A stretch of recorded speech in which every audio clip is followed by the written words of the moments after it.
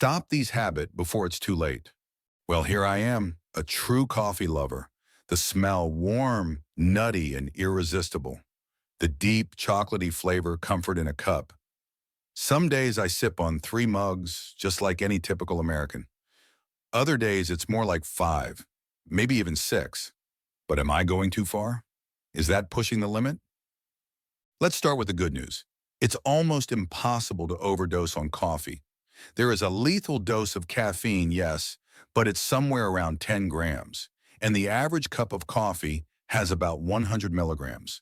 So you'd have to drink 100 cups in quick succession to even come close. But just because it won't kill you on the spot doesn't mean it can't hurt you. The FDA recommends a maximum of 400 milligrams of caffeine a day. That's about 4 or 5 average cups.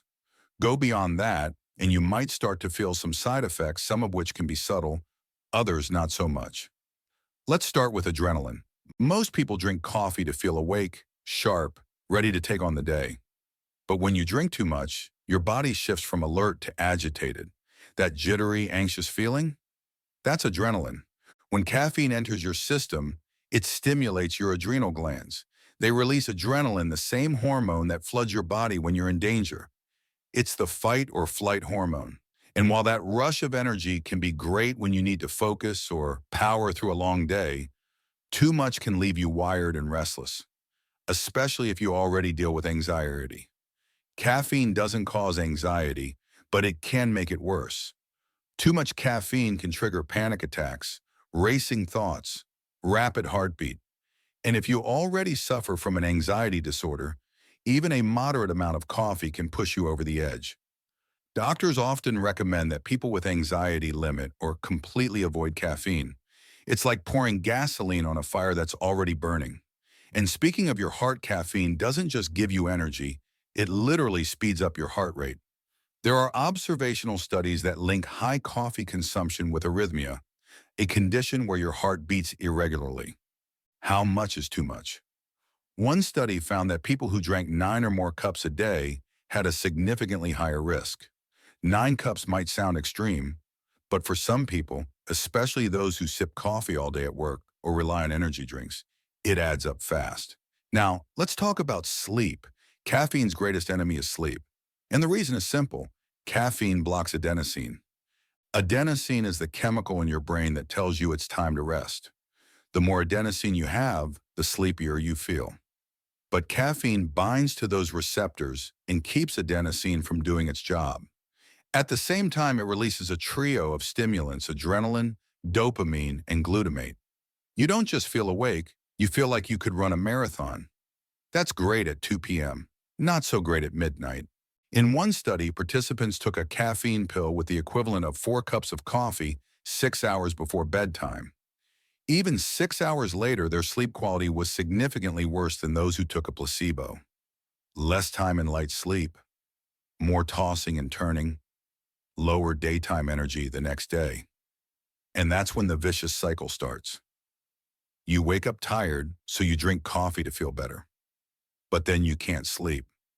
So the next morning, you drink more coffee. And the cycle repeats. That's how dependency begins. And over time, that dependency becomes tolerance. Your body adapts. What used to energize you now barely makes a dent. So you increase the dose. More caffeine, more adrenaline, more risk, and sometimes more regret. Take the story of Natalie, a 28-year-old marketing professional from New York City. She loved coffee. She started with 1 cup a day in college. By her mid-20s, she was drinking 5 to 6 cups just to stay functional. It helped her stay productive, she said, until it didn't. She started feeling anxious all the time. Her heart would race for no reason. She struggled to sleep even on weekends. At first, she thought it was just stress. But when she took a vacation and didn't have access to coffee, she started experiencing withdrawal headaches, fatigue, even nausea. It wasn't until she visited a doctor that she realized her coffee habit was the root cause. She spent the next 6 months slowly cutting back.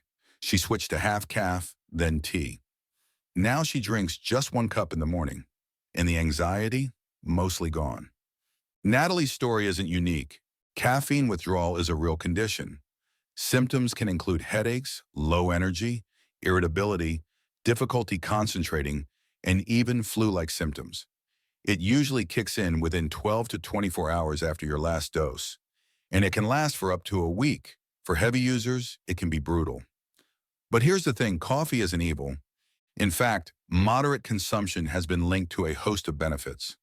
Coffee is rich in antioxidants. Some studies suggest it can reduce your risk of type 2 diabetes, Alzheimer's, and even some cancers. It can improve focus, reaction time, and mood.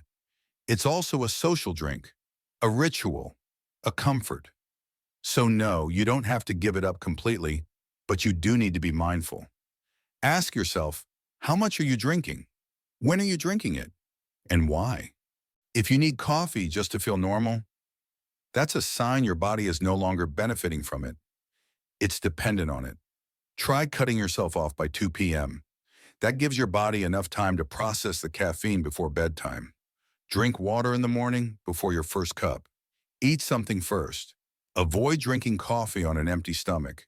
It can increase acid production and irritate your gut. And remember, not all coffee is created equal. That venti cold brew from your favorite cafe, it might have double or triple the caffeine of a home-brewed cup. And if you're turning to energy drinks, be even more cautious. Some of those cans have the caffeine equivalent of 4 or 5 cups. And with added sugar and other stimulants, they're a whole different beast. In the end, it's all about balance. Coffee can be a friend or a foe, a powerful tool or a dangerous crutch. And only you can decide which it is. So the next time you reach for that third, fourth, or fifth cup, ask yourself, is it still helping you or is it holding you back? Because sometimes the habits we love the most are the ones we need to question the hardest. And sometimes a little less coffee might just mean a little more peace. But with balance and awareness, coffee can remain your daily ritual without taking over your life. Thanks for watching. If you found this video helpful or eye-opening, don't forget to hit that like button and subscribe for more science-backed content. Curious about other everyday habits that could secretly harm your health? Check out our video on how too much exercise can actually damage your heart. Or watch the one where we reveal the shocking truth about oversleeping and how it could raise your risk of a heart attack. We've got powerful stories, real science, and practical advice waiting for you. See you in the next one.